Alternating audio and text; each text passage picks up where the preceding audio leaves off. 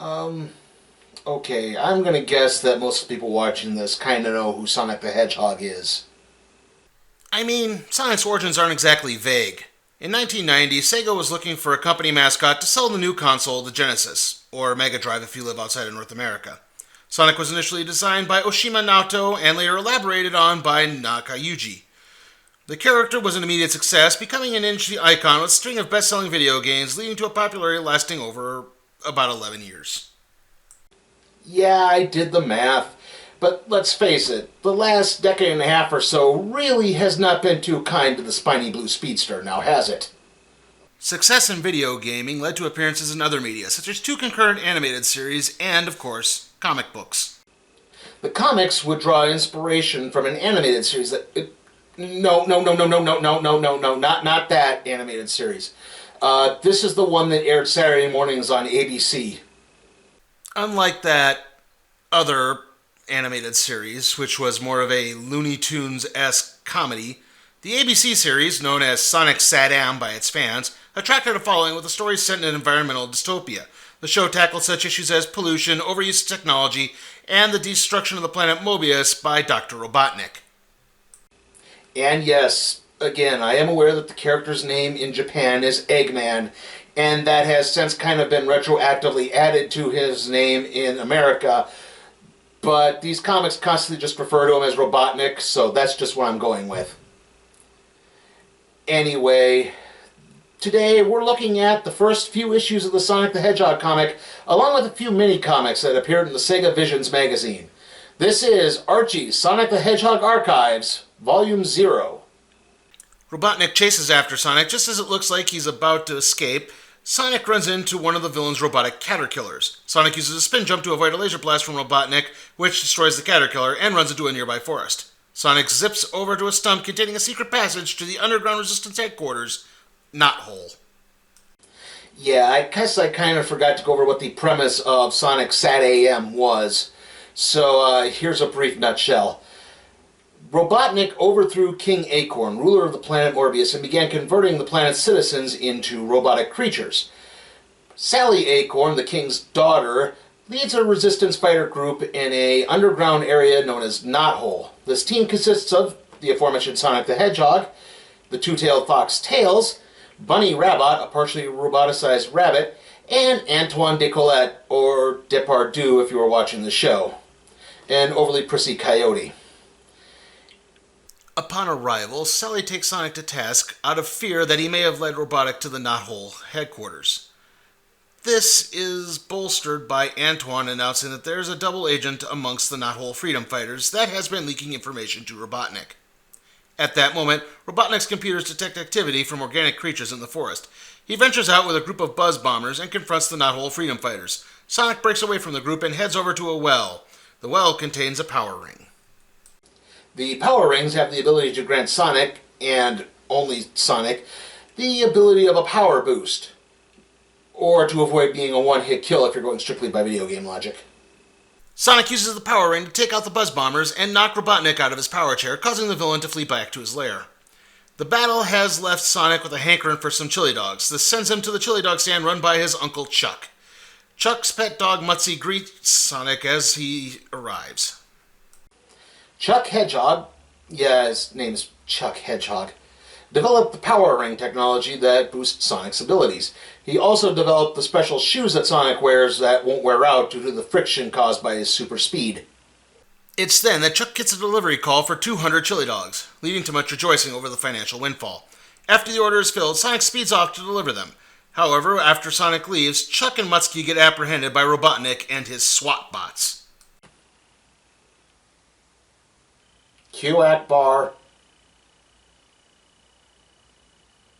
Sonic arrives with the chili dogs. This springs Robotnik's trap. He then races back to the stand to find Chuck and Mutsky missing. Sonic takes out the SWAT bots and discovers that they were made in the area he had just come from.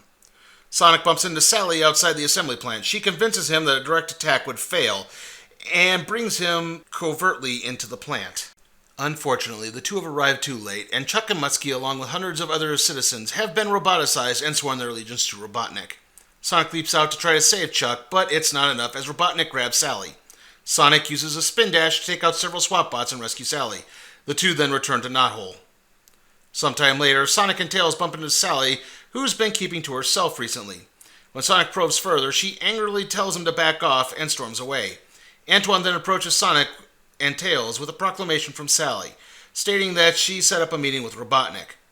Sensing a trap, the three rush out to confront Sally, but she's already left. Robotnik then springs a cage trap on Sonic, Tails, and Antoine. Q Akbar. Again. Sally is dropped off at Robotnik's factory, where she's immediately taken hostage. She's taken over to the roboticizer machine, but a spin-dashing Sonic arrives to halt the process. Antoine and Tails then leap in to save Sally. Except this wasn't part of the plan. Sally expected to get roboticized. Rotor had developed special boots with a locating software and jamming device to prevent mind control. The Freedom Fighters would then use the information to collect Sally and hopefully also rescue King Acorn. To ease his embarrassment, Sonic goes on a brief fishing trip. His relaxation is interrupted by a roboticized fish destroying the dock. Sonic falls underwater and pursues the fish, only to get caught in a net. The fish then reveals an underwater roboticizer. Meanwhile, Tails and Rotor discover the destroyed dock. Rotor retrieves a miniature submarine, and the two go in search of Sonic. Back with Sonic, he manages to break free. However, he's beginning to run out of oxygen.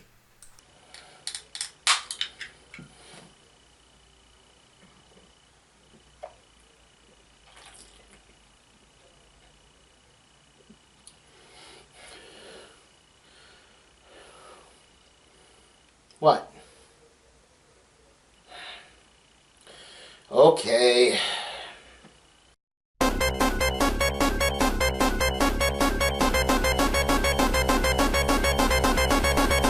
Rotor and Tails arrive to provide Sonic with a bubble to get some air. Sonic then spin dashes and destroys the underwater roboticizer.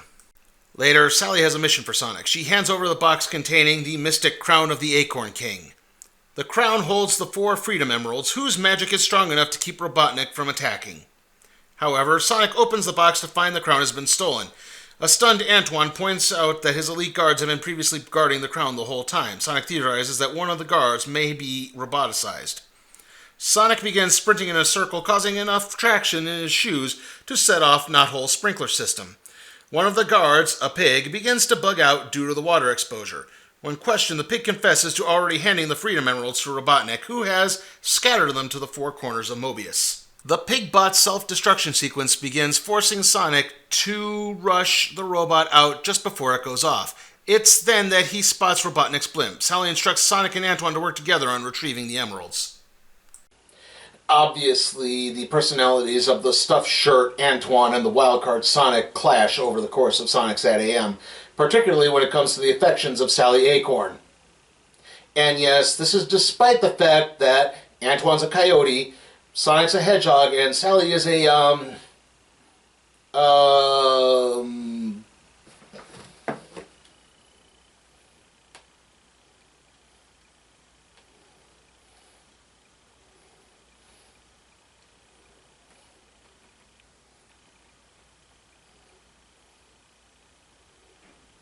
chipmunk, apparently. Sonic and Antoine take off in a hot air balloon powered by the hot air Antoine spews when discussing his college days. They catch up to Robotnik only to have one of his buzz bombers pop the balloon. Sonic, however, uses a spin dash to hop on board the blimp and pop it. Antoine catches Sonic shortly before opening a parachute. The two then find one of the Freedom Emeralds in the wreckage of the SWAT-bot. The sputtering robot then states that there's an emerald located in the sea, land, and underground. Sonic immediately heads to the nearest body of water and accidentally drags Tails along for the ride. The two fight off a fishbot and easily locate the second emerald. Not too long after returning to land, Sonic spots another SWAT-bot carrying an emerald. He grabs the emerald but springs a trap door, which immediately leads him into the location of the final Freedom Emerald.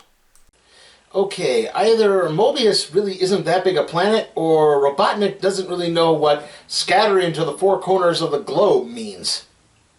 Sonic grabs the last emerald and returns to Knothole, where Rotor reassembles the acorn crown and places it on Sally's head. Meanwhile, Robotnik is outraged, not over his plan failing, mind you, but rather that he didn't get to appear on this issue at all. Next time, he'll take no prisoners. The next issue begins with Robotnik using his Crabbot to distract Sonic long enough for a sneak attack. Sonic is left dazed and falls from a cliff trying to avoid Robotnik. The fall causes Sonic to flash back to when he first met Robotnik. Okay, here's where things get strange. See, I actually remember a completely different Robotnik origin. I think it was in an old Sega Visions magazine. It was in a comic that was in one of those issues. Unfortunately, I can't place which issue. Basically, Robotnik was actually a good doctor who was studying one of the Chaos Emeralds. Sonic was running at super speeds using the power rings in order to charge the equipment in order to study the emerald. Unfortunately, this wound up overcharging the emerald and it exploded, and the resulting explosion turned Sonic blue and turned Robotnik evil. Here, though, we get a different story. Robotnik was a wayward soul that Chuck Hedgehog took in hoping to rehabilitate. However, Robotnik was more interested in making robots and conquering the world. Chuck stood by Robotnik, though. That is, until one day when Robotnik took a few parts of Chuck's tractor to build more robots. The tractor wound up crashing into Robotnik and Sonic rushed both men to the hospital.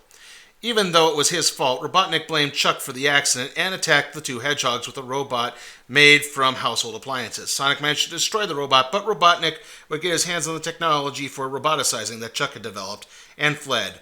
It's then that Sonic returns to the present and runs off. Sonic returns to Knothole, where Sally and Rotor have concocted a new plan. Rotor has made some facial appliances to make Sonic look roboticized. Sonic then chased Sally through the forest, where Tails spots them. Not being in on the plan, Tails intervened and rescued Sally from Sonic, who then returned to Robotnik. The act goes to Tails' head to the point that he prints up a newspaper proclaiming his heroism, and this attracts the attention of one of the Buzz Bombers, who takes the paper back to Robotnik. But Robotnik already knows what's happened to Sonic, and he's already put him to work, though he is willing to test Sonic to be sure. Robotnik demands to know the location of Knothole. Before Sonic can respond, an alarm goes off. Sonic volunteers to investigate the disturbance and runs off. It's really Sally and Antoine who are ready to initiate the second part of the plan. Sally and Antoine head off while Sonic prepares to destroy a nearby robot factory. However, it turns out this is the factory where now roboticized Chuck and Mutsky are working. Sonic pleads with his uncle to come with him, but to little avail. Knowing that he couldn't possibly blow up Chuck and Mutsky, Sonic sprints back to Robotnik. He then goes over to a targeting computer and programs an attack on Knothole. However, it's actually the location of another factory on the robotic compound, and then Sonic sprints off. And so concludes the Sonic the Hedgehog Archives, Volume 0. How was it? Well, on the plus side, it's short, so if you don't have a lot of time, you're looking for something that maybe isn't really continuity heavy, I think it works for that. Not to mention, it's only $4 on Comixology, so it's not going to hit your wallet too hard. Or, if you have a young reader and you want to introduce them to comics, I think this would be a good introductory comic for that. Now, I do emphasize young reader, like maybe a 7, 8, or 9-year-old. Anything older than that, I think this might turn them off. Sonic AM was kind of heralded as a fairly mature cartoon, not like overly mature, not like a Simpsons or a Family Guy, but something maybe just outside of the vein of, say, Batman the Animated Series. But this doesn't quite have the gravitas of that show. This is a little more lighter. The artwork can be very hit and miss at times, particularly in the coloring. Sally goes from being a blonde to being a brunette, even though in the cartoon she actually had red hair. They even have a panel calling this in the comic. Also, while it did say it was short, it might be a little too short. Basically, if you bought the Volume 0, I would probably also recommend at least getting Volume 1 along with it. The archives aren't particularly expensive either. The average one runs around $8 or $9, so again, this isn't going to hurt your wallet too terribly bad. So, overall, I am going to give the Sonic the Hedgehog Archives, Volume 0, a C. And with that, let's see what we'll be doing next time on the Random Trade Review.